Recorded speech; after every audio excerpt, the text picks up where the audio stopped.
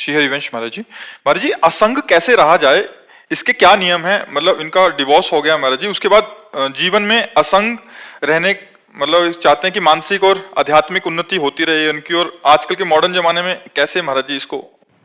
जब तक हम अंतर्वृत्ति को भगवान से नहीं जोड़ते हैं तब तक असंगता हो ही नहीं सकती, क्योंकि मन किसी न किसी वस्तु, व्यक्ति, स्थान का आश्रय लिए बिना रह नहीं सकता।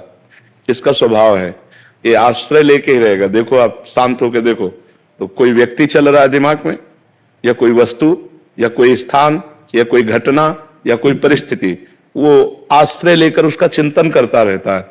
तो इसके इन आश्रयों का जो पूर्व में आश्रय लेकर अपने अंदर कैसेट बना लिए, जब हम नाम जप करते हैं तब हमें खोल के दिखाता है कि ये कमाई है हमारे पास, तो हमें उसे डिलीट करनी है और नई होने न पावे।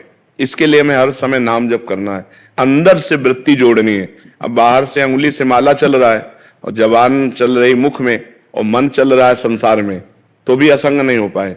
मन मय्यासक्त मनाह पार्थ, भगवान ने कहा मेरे में आसक्त मन वाला बने। तो भगवान की जब हम लीला कथाएं सुनते हैं, जैसे भागवत का 10वां स्कंद है, हम स्वयं पढ़ें, हम खूब कानों से सुने, भगवान की लीला कथाएं सुनते हैं, भगवान का नाम जप करते हैं और भगवान के मार्ग में चलते हैं, तो हमारे अंदर एक पावर आता है, भागवतिक पावर, उससे हम असंग रहते हैं। हमें अच्छा ही नहीं लगेगा।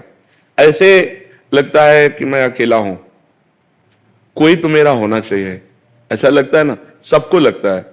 जिसके हम गोद में सर रखकर चैन से सो सके वो केवल भगवान है, नहीं तो संसार कपटी है। ये पाए जान जगत में सब जन कपटी कुटिल कलयुगी टंच। ऊपर से क्या है अंदर से क्या है जान पाना बड़ा कठिन है। ऊपर से कुछ और भाषा है और दिखावा है, और अंदर से बहुत और दिखावा है। तो एक है जो भीतर और बाहर दोनों से एक है, वो भगवान है। भगवान का हम आश्रय लें, जिससे भी मिले हमारा पवित्र व्यवहार होना चाहिए, गंदा आचरण नहीं होना चाहिए। कोई हमको गाली दे तो हम सुन के सह जाए, हम किसी को पलट के गाली ना दें, और नाम जप करें तो धीरे धीरे हमारे अंदर अध्यात्म की वो योग्यता आएगी जिसे असंगता कहते हैं।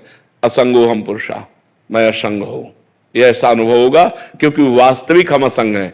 हमारा जो स्वरूप है वो असंग ही है। वो कभी पर वो स्वरूप जो है गलती कर बैठा, देह को मैं मानकर, अंतःकरण मन बुद्धि को मैं मानकर वो फंस गया। इसलिए नाम जप करो, भगवत चर्चा सुनो, सत्संग सुनो और अच्छे आचरण करो, पवित्र आचरण करो, तभी असंगता है। गलत आचरण करे और अध्यात्म की बातें करे, वो बातें केवल है, जीवन में प्रकाश नहीं होगा। अगर जीवन को उन्नतिशील बनाना है, बढ़िया सुखमय जीवन व्यतीत करना है, तो गंदे आचरणों को पहले रोको, जो पाप आचरण है उनको रोको, अच्छे आचरण करो और नाम जप करो। बाबा, इसका बल आपको नहीं, ये बल जो हमें जहां से मिला वही खजाना तुम्हें दे रहे हैं। मान लो हम कह रहे राधा राधा जपो, भगवत चर्चा सुनो, तो इसी से तो हमें बल मिला है। जिस बल से हम टिके हुए हैं वही बल हम सबको दे रहे हैं। अगर इस बल को आप स्वीकार करें तो लंबे समय में आप खुद अनुभव करेंगे कि आपके अंदर कैसी क्षमता बढ़ रही है, आपके अंदर कैसे